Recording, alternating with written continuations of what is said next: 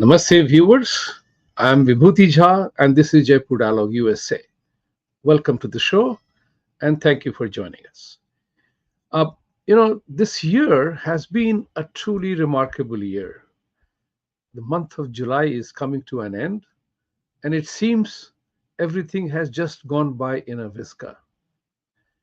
You know, 2024 is truly a very remarkable year because so many countries have had elections. And we are seeing so much mayhem going around in every democratic country of the world. Let's begin with a simple thing. Well, Mr. Trump escaped an definite assassination bid, and the chief of Secret Service, after a absolutely harrowing grilling done by the Congress House representatives yesterday, she resigned today. What was good? It was the fact that both Republicans and Democrats were united in condemning her irresponsibility of letting these things happen.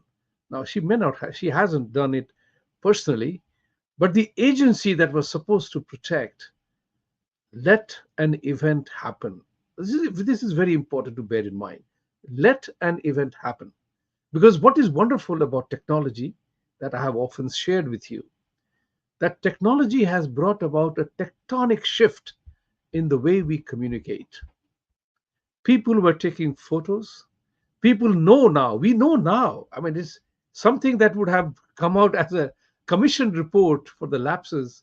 There need not be a commission to investigate what happened.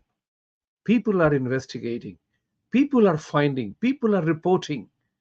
The media is lying in a shambles, covering or salvaging or not telling the truth. It's very, very critical. It's a serious issue. The former president of the United States survived a clear attack on his life in the same way that John F. Kennedy was shot in the head, Robert Kennedy was shot in the head, Martin Luther King was shot in the head. This is very important. You know, it makes you feel, sad that despite all the growth and development, we are in a political morass, a dungeon of a kind. We must get out of it quickly. This mayhem is also very important that eventually the Secret Service chief resigned. Now, that's very important. At least she confessed about one thing, that I was lackadaisical in my responsibility to make sure that this didn't happen. The lapses that happened at every stage of the assassination bid was mind boggling. You wouldn't hire US Secret Service to protect your own life. If this is the way they conducted the security arrangement about the former president's campaign. You know the whole story. The killer, the intended killer who is dead now, was in an open shot range, which even vice presidential candidate nominee J.D. Vance, as a former military guy, said you did not need a sniper to do that. And that's exactly what the situation was, that somebody was brainwashed into believing and taking a shot. Let's come to the second aspect. Again, another very dangerous information that came out was the fact that in France election, which recently were held, where a manipulation happened to prevent a specific political party of the right to not get power, or the political adjustment was done by the current president uh, Macron's party dropping its candidates, withdrawing its candidate from where there was a multi-party contest, making sure that the opponent lost. That was one side of the story. You can say it is a political arrangement to defeat a particular enemy. That is a tactical maneuvering. But what was disgusting and disappointing to note, that in France they found stuffed ballot boxes have been reported in many constituencies. Ballot boxes stuffed. Third, in the United States, there is a serious concern by the Republicans that this kind of a stuffing of a ballot in drop off locations and the mail in ballots that will happen without verification is a dangerous trend for defeating your opponent. What is important is to provide alternatives and easier way to increase the voting size of the population or to encourage people to go and vote instead of standing in the line on the same day voting and demonstrating commitment to do that. So you can drop off your mailbox. But the question is, how do we verify it? How do we verify, particularly in states, in many Democrat run states, where illegals are allowed to vote in local elections? That means they have an address. That means they have some proof that they can provide on the national registry that you can write your address and there is nobody to verify that. And the Democratic Party is not participating in the program to provide voter IDs to every single citizen that votes. They want that anybody can vote. Whoever is in America must vote. It's something like saying that if you are living in another country of the world, you can mail in vote here. All you need to do is to provide a US address. That's it. No proof of evidence. One of the privileges of being a citizen of a country is to participate in the election process. This is a privilege. That's a right, both combined. When I became a citizen of America, it was a matter of pride that, okay, I'm now going to participate in the political process. I'm able to vote. I kept my green card for a long time. So this is what is important to understand. Now you are letting anybody and everybody vote. Democratic Party doesn't want any security of the integrity of the election process in this country. Let's look at what is happening in UK. Day in and day out, you are seeing protests by a specific group of people showcasing their political might and strength. As if somebody joked about it. You no longer see the double-decker red color buses in the streets of London. All you see is the burqa-clad black sea of people walking on the streets. It's a sad thing. Nobody can be happy about that. Asserting your political authority in a legitimate way, in a way of freedom of speech and expression, is one thing.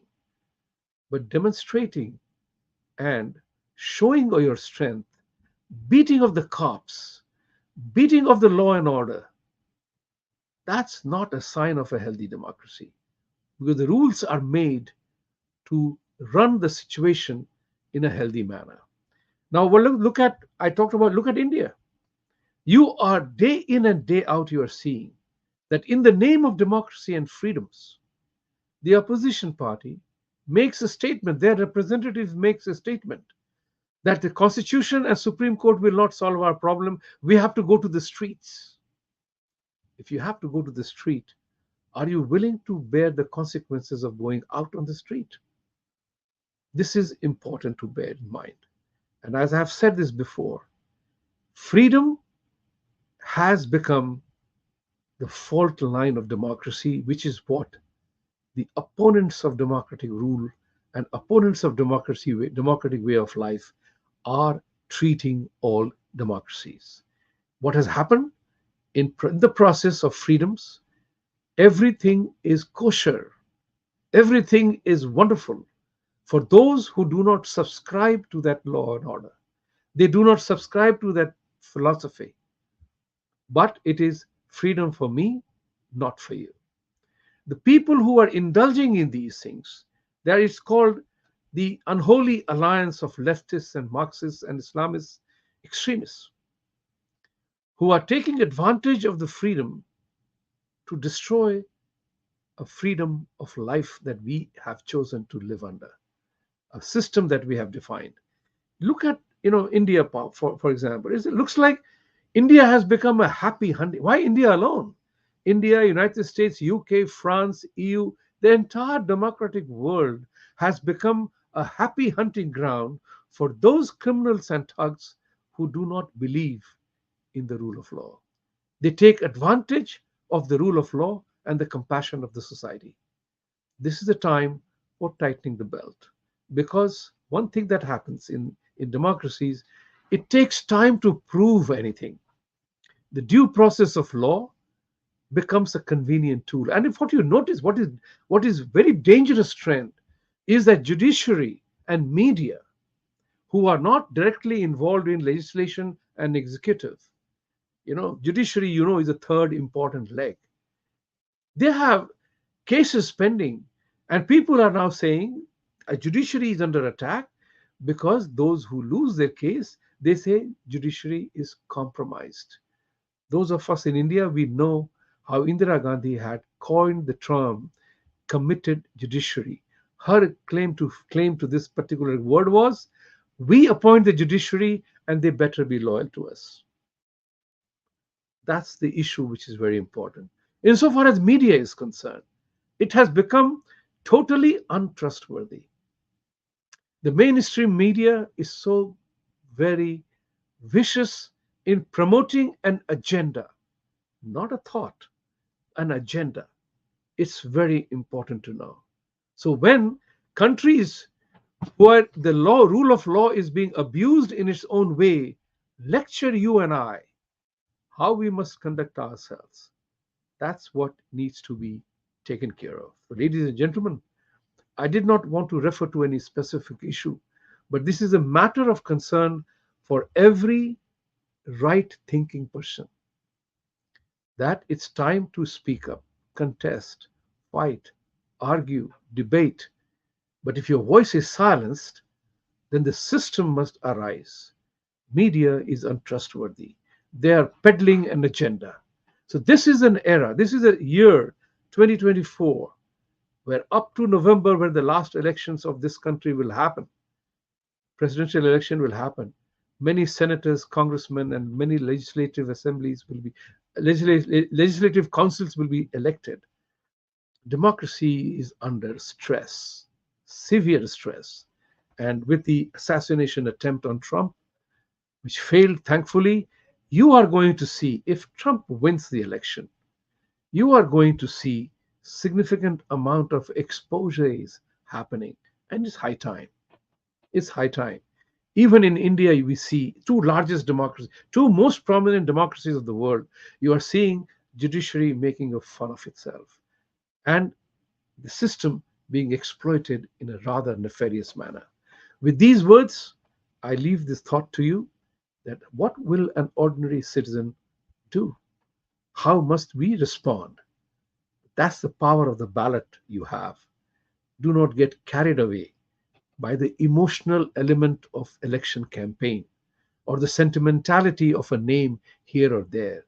Look and dive deeper into whose policies benefit you, whose programs benefit you. It may not benefit all the people at one time, but where is the common factor that is critical for your and my survival. With these words, I end my conversation with you today. Satyameva Jayate. For truth to triumph, you and I will have to fight for it. Thank you.